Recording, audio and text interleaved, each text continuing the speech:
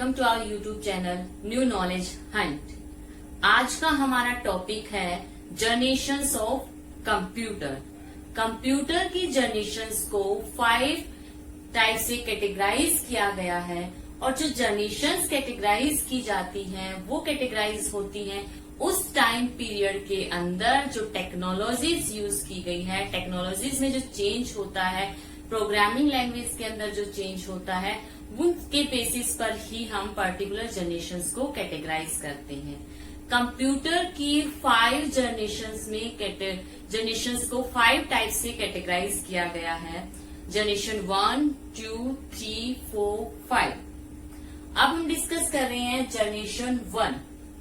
Generation 1 का time period जो है वो है 1942 टू 1954। इस जनरेशन के अंदर वैक्यूम ट्यूब टेक्नोलॉजी का यूज किया गया था।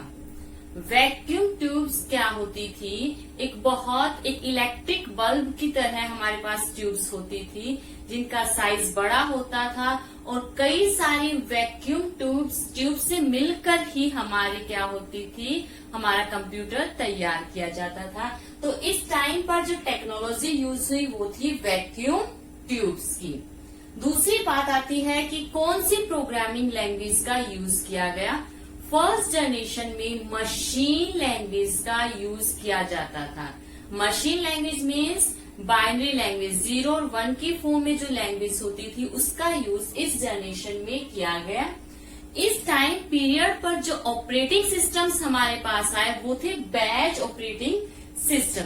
बैच ऑपरेटिंग सिस्टम्स में क्या होता था, जो हमारी सेम टाइप की प्रोसेस थी उनका हम एक बैच बना देते थे और वो बैच ही आपके कंप्यूटर के अंदर इनपुट किया जाता था और इनपुट होने के बाद आपका कंप्यूटर ऑटोमेटिकली 1 बाय 1 जॉब को एक्सिक्यूट करता था। तो इस टाइम पर टेक्नोलॉजी आई थी हमारे पास वैक्यूम ट्यूब्स, लैंग्वेज यूज हुई थी मशीन लैंग्वेज, ऑपरेटिंग सिस्टम्स आए थे हमारे पास बैच ऑपरेटिंग सिस्टम। नेक्स्ट, इस जनरेशन में इनपुट आउटपुट डिवाइसेस इंट्रोड्यूस हो चुके थे। इनपुट के लिए हम अपने पंच कार्ड्स का यूज करते थे, उसके साथ साथ हमारे पास हमारे पेपर टेप्स और मैग्नेटिक टेप्स भी इस जनरेशन इस टाइम पीरियड में आ चुकी थी। अब ये कंप्यूटर जो होता था बहुत सारी जो हमारी वैक्यूम ट्यूब्स थी उनसे मिलकर बना हुआ होता था। तो जब एक कंप्यूटर के अंदर बहुत सारी वैक्यूम ट्यूब्स लगी हुई है तो ऑब्वियस सी बात है उस कंप्यूटर का साइज भी बड़ा हो जाता था। तो यहाँ पर कंप्यूटर का साइज एक रूम से भी बड़ा होता था और साइज बड़ा होने की वजह से वो पोर्टेबल भी नहीं था। मीन्स उसको हम एक जगह से दूसरी जगह पर नहीं ले जा सकते थे। अब ये जो कंप्यूटर्स थे लोड ऑफ इलेक्ट्रिसिटी कंज्यूम करते थे। इलेक्ट्रिसिटी कंज्यूम कर रहे हैं तो यहाँ पर उनको वो जल्दी से हीट भी होते थे, तो उस हीट को कंट्रोल करने के लिए यहाँ पर रिक्वायरमेंट होती थी एसी की, जिस वजह से इस टाइम पीरियड के कंप्यूटर्स जो होते थे वो थे हमारे कॉस्टली और स्लोअर होते थे। इस जनरेशंस में जो कंप्यूटर्स आए थे हमारे पास वो थे इनायक, एडवेक, यूनिवेक एंड IBM 701। अब हम बात करते हैं सेकंड जनरेशन कंप्यूटर्स की।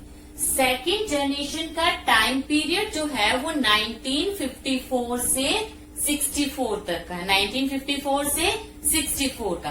फर्स्ट जनरेशन में वैक्यूम ट्यूब्स का यूज हुआ था और सेकंड जनरेशन में वैक्यूम ट्यूब को रिप्लेस किया किसने? ट्रांजिस्टर्स ने।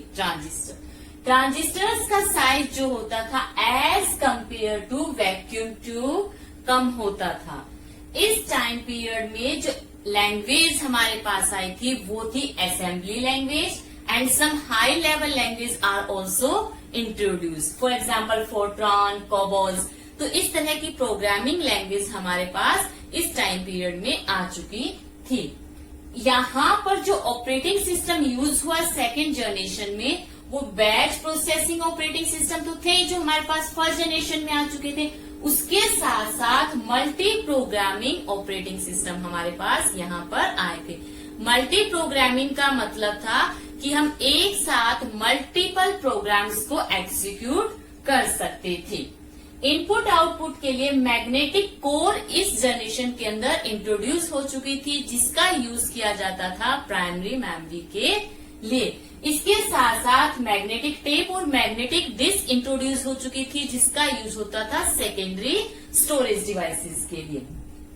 अब ट्रांजिस्टर्स का साइज वैक्यूम ट्यूब्स के कंपैरिजन में कम था, तो इस जनरेशन में जो कंप्यूटर इंट्रोड्यूस हुए वो as compare to first generation smaller in size थे। अब ट्रांजिस्टर्स जो होते थे एक वैक्यूम ट्यूब की कंपैरिजन में कम इलेक्ट्रिसिटी लेते थे, तो यहाँ पर electricity consumption as compare to first generation बहुत कम था, और as compare to first generation यहाँ पर ये जो कंप्यूटर थे ये फास्टर थे as compare to first generation computers. Even transistors आ चुके थे जिनका साइज वैक्यूम ट्यूब से कम होता था, फिर भी इन कंप्यूटर्स के लिए हमें एसी की रिक्वायरमेंट होती थी, क्योंकि ये कंप्यूटर बहुत जल्दी ही हीटअप हो जाते थे। इस टाइम पीरियड में जो कंप्यूटर्स आए थे वो थे IBM 1620, IBM 7094, CDC 1604, 3600 and UNIVAC 1108। Second generation के बाद हम डिस्कस करते हैं अब थर्ड जनरेशन का। थर्ड जनरेशन का टाइम पीरियड जो है वो है 1964 टू 1972। सेकेंड जनरेशन कंप्यूटर्स में यूज होते थे ट्रांजिस्टर्स। उन ट्रांजिस्टर्स को रिप्लेस किया आईसीज ने, LSI, large scale integrated circuit chips. Circuit chips का साइज जो होता था वो बहुत छोटा होता था एज कंपेयर टू ट्रांजिस्टर्स। इस टाइम पीरियड पर हमारे पास जो प्रोग्रामिंग लैंग्वेज इंट्रोड्यूस हुई थी वो थी हाई लेवल लैंग्वेज, और इन हाई लेवल लैंग्वेजेस में इंट्रोड्यूस हुई Fortran 2.4, COBOL, pascal, PLI, basic, ALGOL 68। इस टाइम पर जो ऑपरेटिंग सिस्टम्स यूज हुए थे वो एडवांस्ड ऑपरेटिंग सिस्टम्स थे, जो यूज होते थे रिमोट प्रोसेसिंग के लिए। टाइम शेयरिंग ऑपरेटिंग सिस्टम इस टाइम पर इंट्रोड्यूस हुए, रियल टाइम ऑपरेटिंग सिस्टम और मल्टी प्रोग्रामिंग ऑपरेटिंग सिस्टम इस टाइम पीरियड पर इंट्रोड्यूस हुए। अगर इस जनरेशन के कंप्यूटर की हम बात करते हैं, आईसीज के आने की वजह से इन कंप्यूटर्स का साइज क्या हो जाता है, कम हो जाता है, छोटा हो जाता है, स्मॉलर हो जाता है as compare to second generation computers. ये कंप्यूटर जो हमारी आईसीज थी वो लेस इलेक्ट्रिसिटी कंज्यूम करती थी, जिसकी वजह से ये हीट अप भी कम होते थे, तो यहाँ पर इलेक्ट्रिसिटी कंजप्शन कम हुई। ये कंप्यूटर स्टिल कॉस्टली होते थे, क्योंकि आईसीज की जो रेट होता था इस टाइम पीरियड पर वो ज्यादा होता था। But these computers are faster than second generation computer. Even this generation computers use less electricity, इनको फिर भी एसी की रिक्वायरमेंट होती थी। इस जनरेशन के कंप्यूटर्स थे IBM 360 series, Honeywell 6000 series and PDP personal data processor. Now we will discuss about the fourth generation computers. Fourth generation computers का time period है 1972 to 1990। यहाँ इस जनरेशन में LSIs को रिप्लेस किया VLSIs ने, very large scale integrated circuit chips. इन circuit chips का जो साइज होता था और कैपेबिलिटी होती थी, साइज कम होता था और कैपेबिलिटी ज्यादा होती थी as compare to LSIs। Fourth generation के अंदर जो हाई लैंग्वेज हमारे पास आई थी वो थी C++, DBase, एक्सेट्रा। इस टाइम पर time sharing operating system, real time operating system and network distributed operating systems हमारे इंट्रोड्यूस हो चुके थे।